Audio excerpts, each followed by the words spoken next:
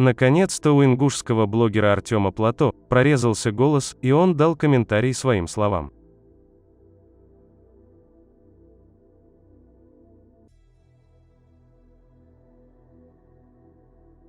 Но он оказался настолько предсказуемым, что мы даже разочаровались в нем. Артем утверждает, что он озвучил официальные факты, и что он нашел все, что зачитал в официальных и признанных работах. Также Артем упомянул про ведущих кавказоведов, мы догадываемся, что это за кавказоведы. Итак, Артем вместо того, чтобы привести какие-то источники, наоборот начал юлить и утверждать, что он во всем прав, призывая всех прочесть «Очерки русской смуты».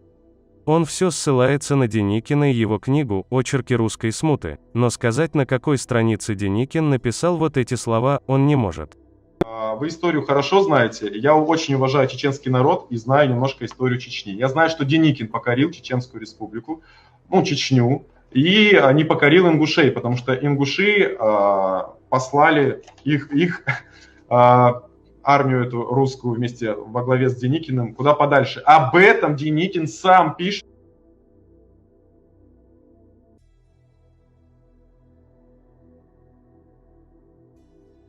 А вот про Ермолова Артем даже не заикнулся, как будто он и не зачитывал ничего, а мы все придумали. Еще он утверждает, что мы ловим хайп на нем, именно поэтому сделали ролики с опровержением. Но дело в том, что мы о его существовании не знали, пока не наткнулись на видео, где он наглым образом пытается опорочить честь чеченского народа, возвышая на фоне чеченцев, ингушей.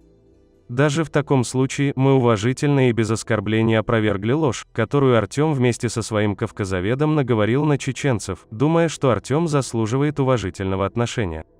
И напоследок, Артем обещал дать ответ на наше видео. Артем покажет нам, откуда взял то, что зачитал, труды, авторов и страницы. Или же Артем будет вилять хвостом и передергивать фактами, без ясности, зная, что его аудитории из мира фантазии будет этого достаточно. Как это круто, когда тебя воспринимают не просто блогером, а вот чуть ли не историком. Мне это льстит на самом деле. Я про то, что в предыдущей сторис заказывают уже блоги у людей, чтобы этот блог озвучивали. Заметьте, посмотрите этот ролик, он озвучен не человеческим голосом, а каким-то роботом там и так далее. Это стоит денег, уже заказные ролики против меня. Лайк вам, это круто. А можно почаще делать такие ролики, пожалуйста? Вот ко мне подписчики стали приходить. Это важно. Вы же хайпуете на моем имени, а я на вас похайпую. Это будет круто. Ничего, так, хорошо сделали. Молодцы. В субботу будет... У нас два четких и ясных вопроса Артему. В каких трудах Деникин написал, что он не смог покорить ингушей? Труд, автор, страница и цитата.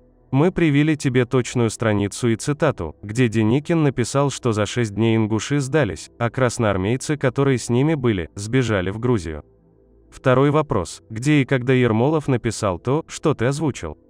Мы проверили источник, на который ты ссылаешься, но там то, что ты зачитал, нету. Нам нужен источник, на который есть цитата, которую ты привел.